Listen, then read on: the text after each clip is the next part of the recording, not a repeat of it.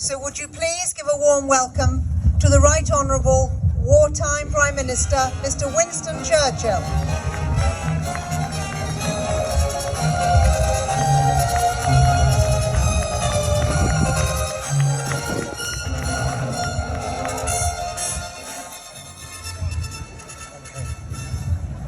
Good afternoon, everybody. We do hope you're enjoying your day. This year is a special year.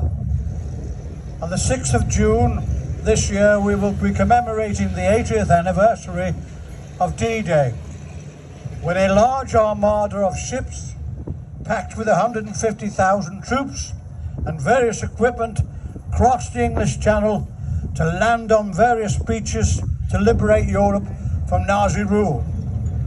After tough battles, eventually Germany surrendered unconditionally. And on the 8th of May, I broadcast to the nation the Victory in Europe speech. And this is an extract from that speech.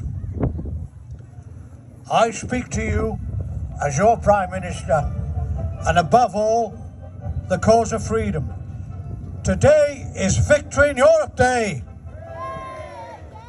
This is your victory. It's a victory in the cause of freedom in every land. In all our long history, we've never seen a greater day than this. Everyone has tried, everyone has done their best.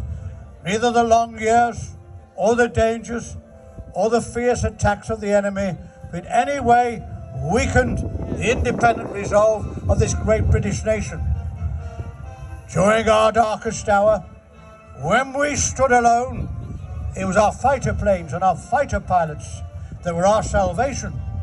But it was the bombers, together with our combined services and gallant allies, that provided the means to victory.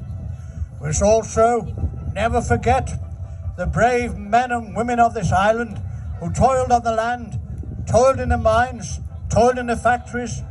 They too played a very important role in our ultimate victory. Now, my friends, this is your hour. This is not a victory of any class or party. It's a victory for the great British nation as a whole. We were the first in this ancient island to draw the sword against tyranny. And after a short while, we were left alone, all alone for a whole year against the most tremendous military power the world has ever seen. Were we downhearted? Were we downhearted? The lights went out and the bombs came down, but no man or woman in this ancient island ever gave a thought of quitting the struggle. So we came back out of the jaws of death, out of the mouth of hell, while the world wondered. You ask, when shall the reputation and faith of this great British generation ever fail? I say this: in the long years to come, the people of this ancient island and throughout the world, wherever the bird of freedom chirps in human hearts, will look back at what we have done, and they will say, do not despair, do not yield to tyranny or violence, march straight forward, die if need be, but unconquered.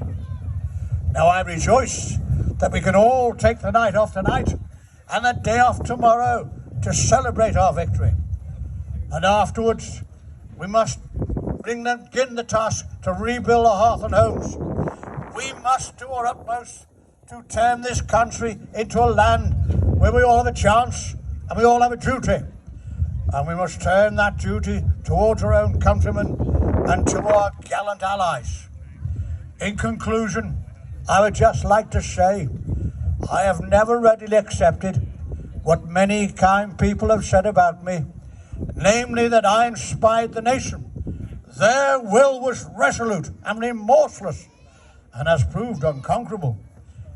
It was a nation that had the lion's heart.